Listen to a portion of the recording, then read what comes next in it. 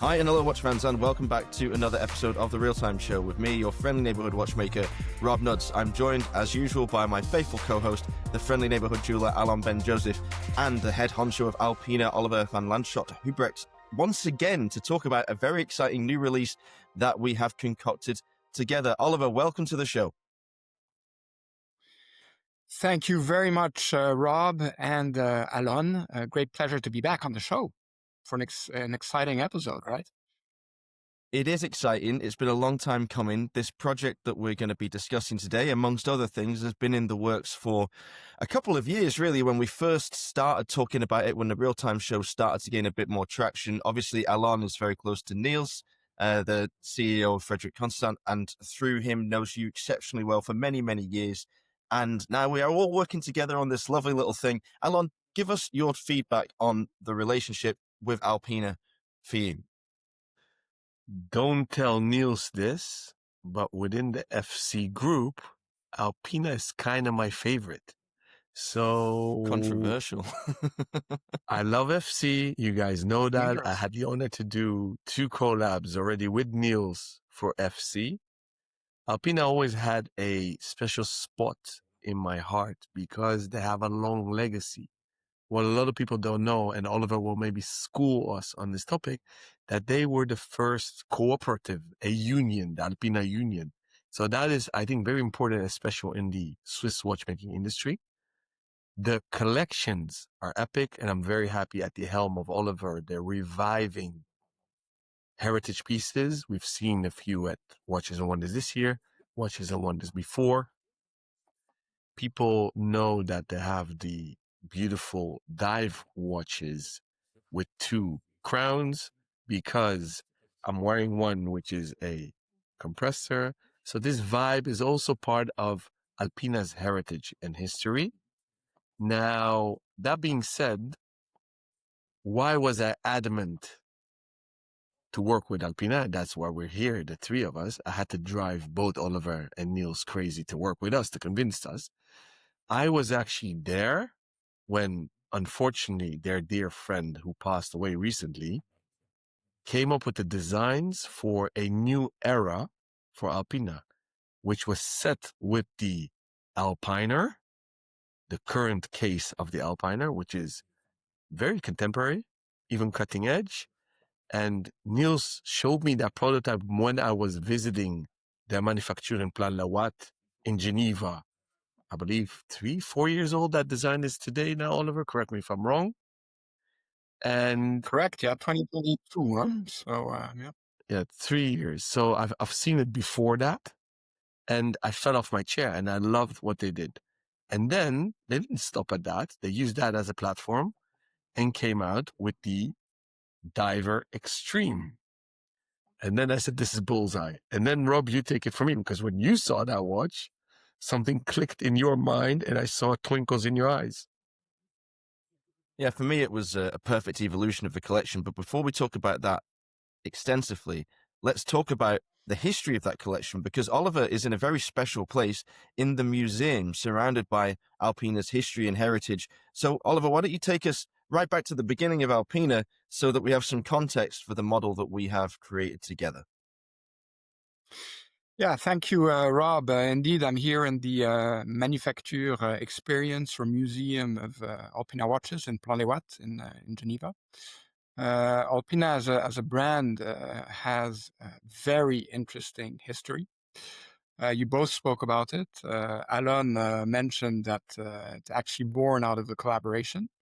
So to speak briefly about that, back in 1883, somebody called Gottlieb Hauser brought together actors of the watch industry at the time, so different actors, and brought them together as a group.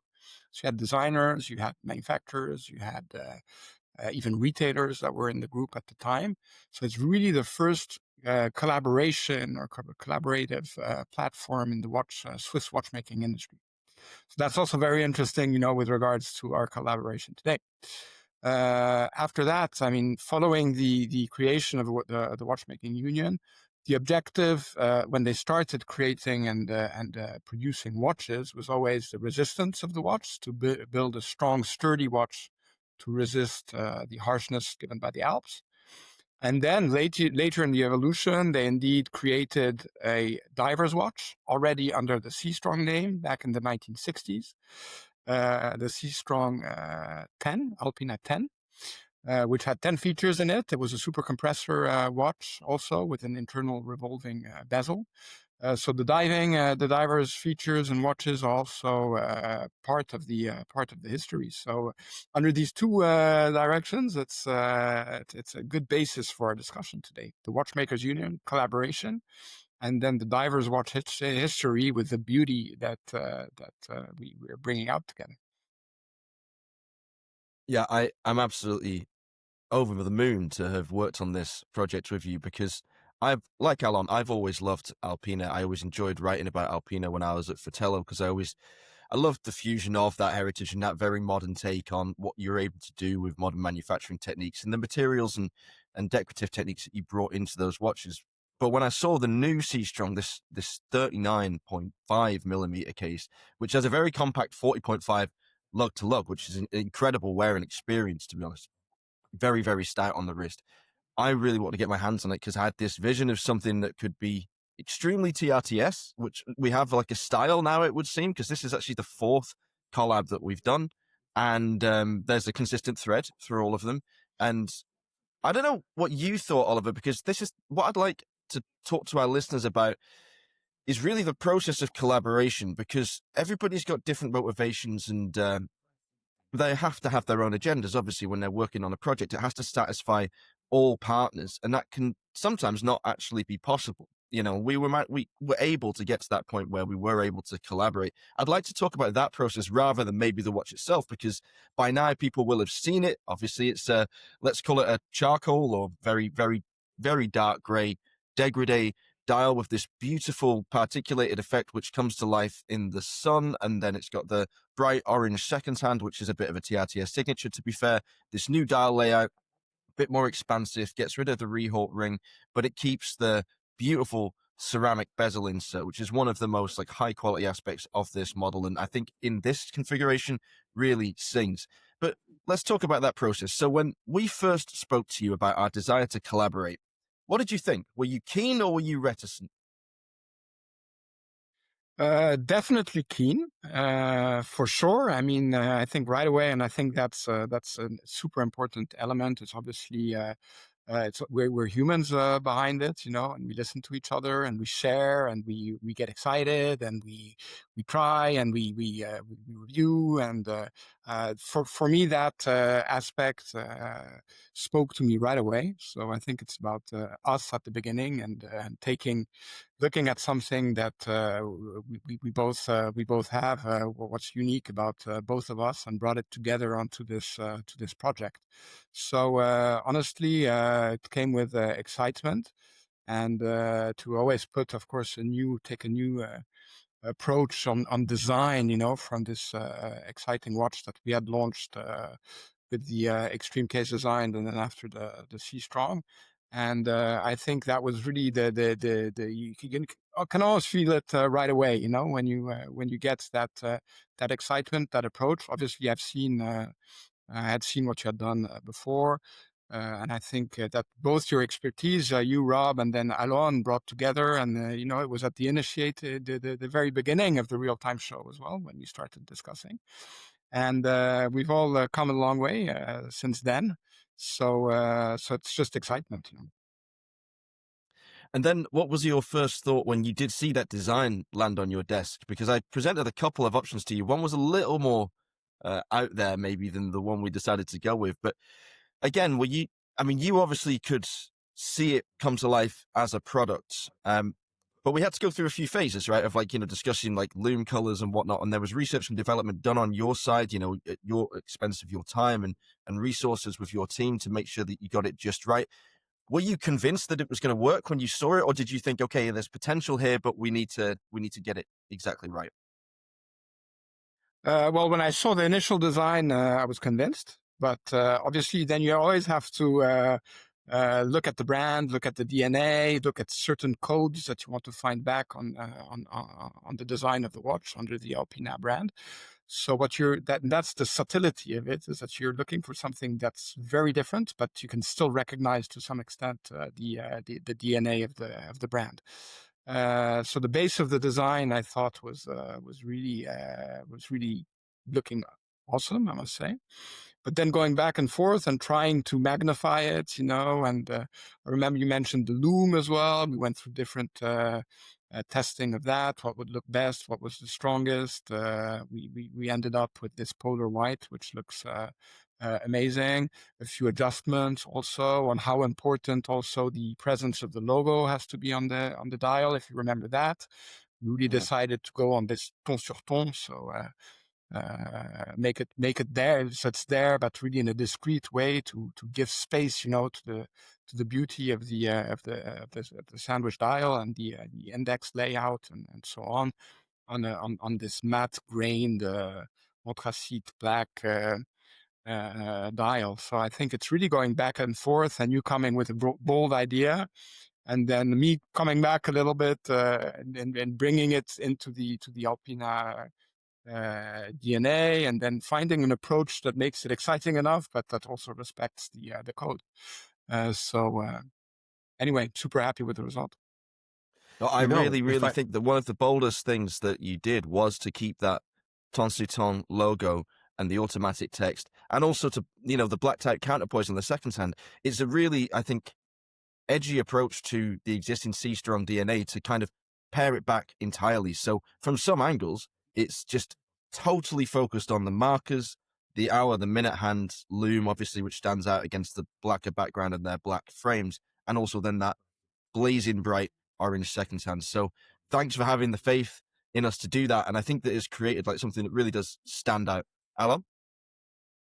You took the words out of my mouth. So both you and I, Rob, love ton sur ton.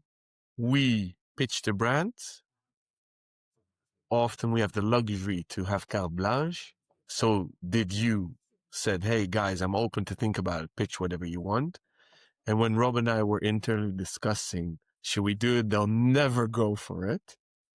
But you know what? Always start high and then you'll see where you land.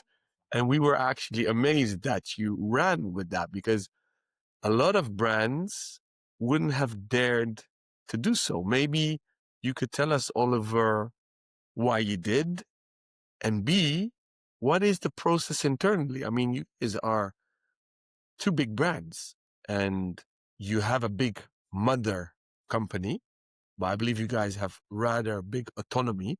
Maybe walk us and the listeners and viewers through how that process of decision-making goes within your company. Mm-hmm. So yeah, it's an interesting question as well. I think the first important thing to mention here is that we have two completely different DNAs. And with Alpina, we have the chance, of also being able to take some bolder moves. We have the different universes that are part of our DNA. We have these sturdy, strong watches, but we have a history of innovation, of trying things, of pushing the limits. And we can play with that. And the beauty of it is that we still have this autonomy to come with some bolder approaches and to propose them. After that, obviously, there is still the process of validation to some extent to make sure that we're still within respecting some of the brand codes, and that we have this creativity that's integrated in what the DNA that we have. So bringing that together, I think that it's a good example of it, right? Also, Niels, of course, with our sister brand, Frédéric Constant, also finds some very interesting approaches to bring creativity also in a more classic and elegant brand and different positioning. But I think with Alpina, you actually have a world of options, that you can use, and the freedom also to experiment.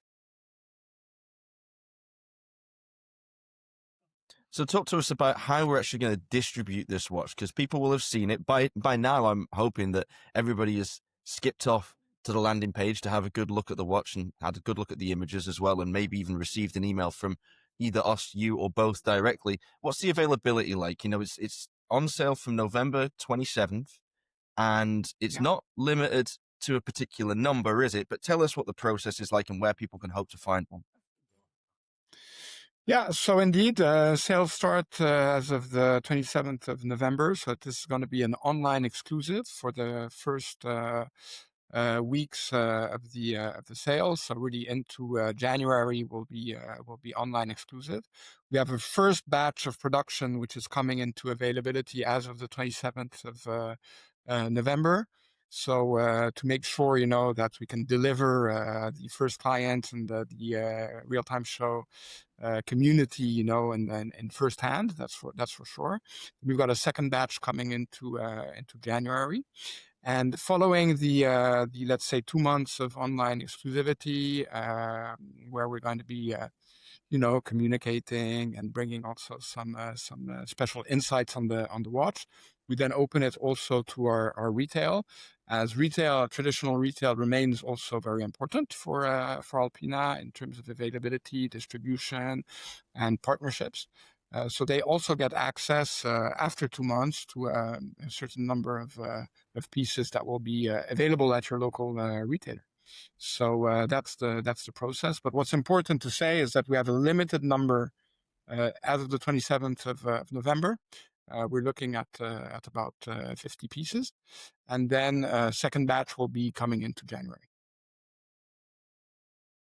And for our dear listeners and viewers, as you know, every collab we make, Rob and I have one. Ours is on the way while we're recording this one, but we'll have a physical one like we do with every collab we do. We have our channel for the experience of the watches, our collab watches. So join our WhatsApp community. We'll rotate the watches that go from wrist to wrist of our community members. But in my personal offices in Amsterdam and London, we'll have in that window of 2 months, each one in Amsterdam and London, one to try on. They're not for sale. Those are our personal pieces, but you can try them on if you are on the fence and want to experience them before ordering it on the dedicated landing page for the Alpina X TRTS collab. Yeah, I'm quite unsurprised that you didn't dare attempt the full name of this watch, because it has got quite a long name. I'm just about have learned it myself now. It is the Alpina X, the real-time show, Seastrong Diver Extreme Automatic. And you have to call it exactly that whenever you refer to it in the future, okay? Because, branding is everything. Yeah. So let's have our community give it a nickname. And obviously within Plan Le Haut at your offices, Oliver, it's called now the TRTS Diver. But then we have a problem. What if we do chapter 2 ever in the future? Then we really run into a problem because we need to come up with a new name. I think that we probably should focus on the dial color, right? So we're going to call it the Shadow to begin with, because it's it's a dark and stealthy model. And if we ever did a second edition update of this dial format or this layout, then I'm sure obviously that's what we change first. So yeah, we'll stick with that. Cool fact though, you surprised us during Geneva Watch Days, Oliver, where we were the official media partner for the trade show. And fun fact, your video interview of the video of the interview you did was one of the top 3 interviews.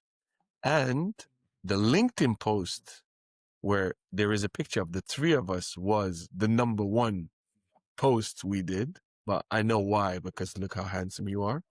So, and obviously Dutch handsomeness, because Rob again did not manage to pronounce your name, Van Lanschot.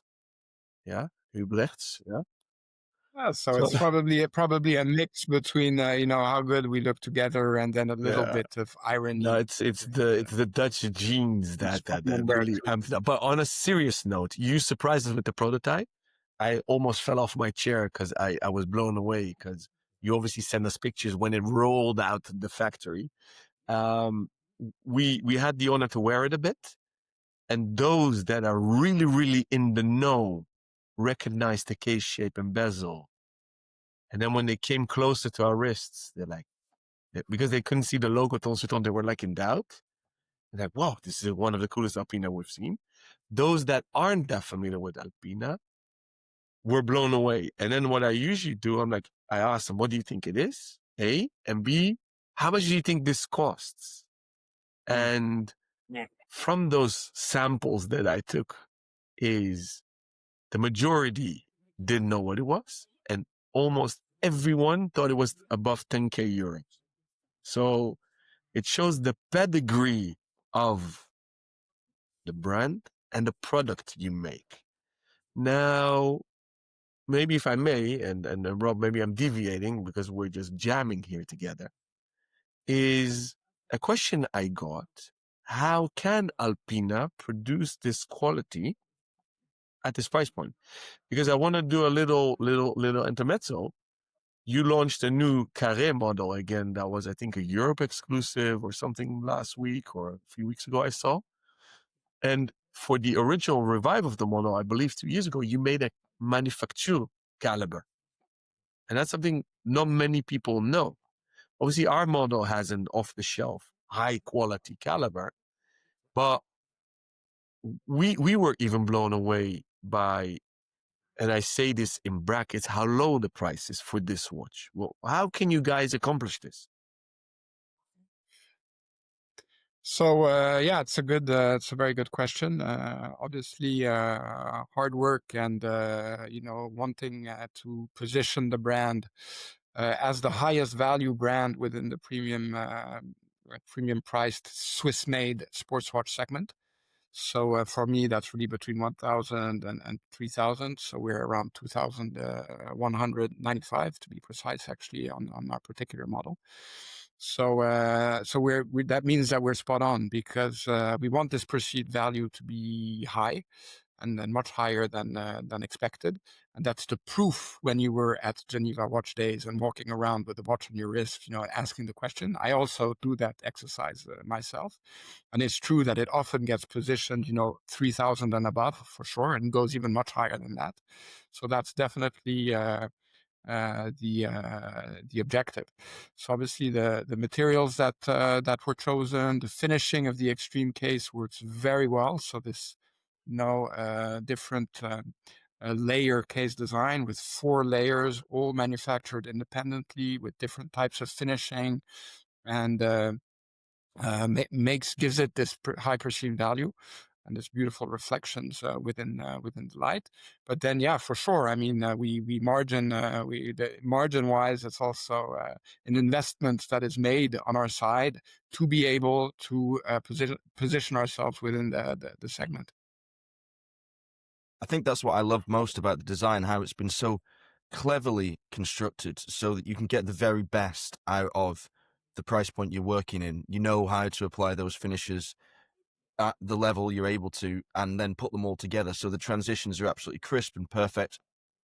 When you say like the margin isn't, well, it's obviously not very large. Is that a decision, a group-wide decision, to make sure that Alpina is able to play that role and bring people into that universe so that other brands are able to experiment in the higher end of horology?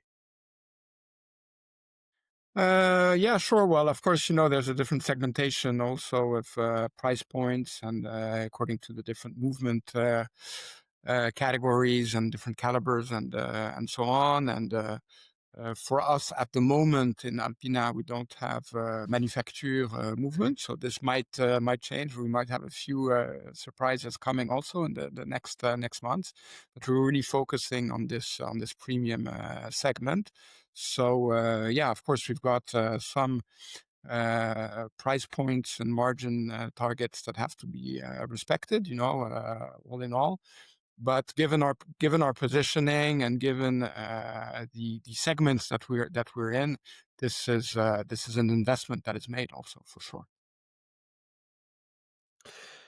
Now, if I may, I want to tackle, I think, the question we're going to receive the most from the day we launch this model is, this watch looks like a strap monster, is it? So before we answer yes or no, I guess the biggest debate Rob and I internally had, and then the two of us with Oliver and his team, what do we do with straps? Do we do the awesome metal strap? Because the metal bracelet on the Alpiner and the Seastrong, which share the same DNA, is fantastic. And I wasn't a big fan of rubber until recently. And actually, I blame you, Rob, with your Argonaut watches. Damn you. And especially the integrated rubber straps. So in the end, I have to admit, Rob convinced me to go for rubber. But boys and girls, don't worry. Alpina has an awesome orange strap. You have this strap in black, blue, and you can obviously order the metal bracelet. Did I forget a color, Oliver? No, orange, black, and stainless steel bracelet, yeah. And blue, navy, we said? And blue, yeah, navy blue. Yeah. And do you guys offer them online on your website, or should people go to their local Alpina dealers for those straps? So both options are possible. So these straps are available within the collection. So they're available on the website, first of all, but then of course you can also check them out at your local retailer. I must say that it does look indeed awesome. The watches and the finishing of the bracelet is also quite exceptional. When you were speaking about value also and the way it looks, for the price point on bracelet is also quite amazing. Now being a diver, I think the original design from Rob also, was on the rubber. It looks awesome that way. But that's the beauty of it, right? I mean, the options are there. It is incredible how well it wears on the bracelet and how well balanced it is on the wrist, because the watch is 12 millimeters thick, which is with the rubber, the way that it's formed, because it's very ergonomically shaped so that there's an immediate drop off after the edge of the lugs around the wrist. It sits very, very tightly. But then when you switch it out for the bracelet, obviously you'd expect a little bit more movement because a bracelet slides around a bit more than the rubber does. But the weight on either side is so brilliantly distributed. It just sits exactly where you want it to. And it adds this sort of level of elegance to it. Oh, you're actually wearing one. I'm jealous. There you go. Look at that. It does stand out, doesn't it? Proudly wearing one, yeah. Took him 27 minutes to show us. Keeping us in suspense. That's beautiful. I can't wait to see it start to hit the wrists of some of the members of the community. And we're looking forward to obviously getting their feedback and relaying that to you as well. And then continuing to push and market the watch like in the future, hopefully do some events together next year, bring it to a wider audience, and who knows, could be the first step in a long and fruitful collaboration. Absolutely, yeah. So indeed, super excited about it. Maybe just a couple of points still. We're speaking about the design of the Extreme case, and I think it's important to mention that it's also a creation of Manuel da Silva Matos, who sadly left us last week. So it's an honor and an homage also to have this piece and this creation coming out there. And speaking about collaborations, again, there are two things that came up to mind. From me, it's the Alpinist principles, which sort of summarized what I mentioned earlier on. So one is really in line with our roots. So stay true to your roots. So that's really true to the Alpina legacy, the Alpina heritage of collaboration and so on. And then the second one is also trust your instincts, right? So when you trust your instincts, and I think we've got a good example here as well with what we're talking about, with perseverance also as a third one. So yeah, I think the Alpinist principles and philosophy as well coming back into this collaboration together. Well, what a beautiful way to wrap things up. Oliver, thank you again for your time. Thank you for your trust in the Real Time Show and the support that you've shown us all the way through. Like, we're over 3 years old now, and you've been there with us every step of the way. So thank you for that. Thanks to the listeners. Thanks to the viewers. Hopefully you will enjoy this new watch that we've released together. Please do give us your feedback. You can get in touch via the usual channels. You can either contact us on Instagram. You can see my handle on the screen down there. You can see Alon's next to his name as well. If you want to contact David, you can contact him at DAVAUCHER, and Scarlett at Scarlintheshire, which is SCARLINTHESHIRE. Hit us up on the contact form on www.therealtimeshow, and please check back in with us soon for more top quality watch content and interviews with the industry's finest. Until then, stay safe and keep on ticking.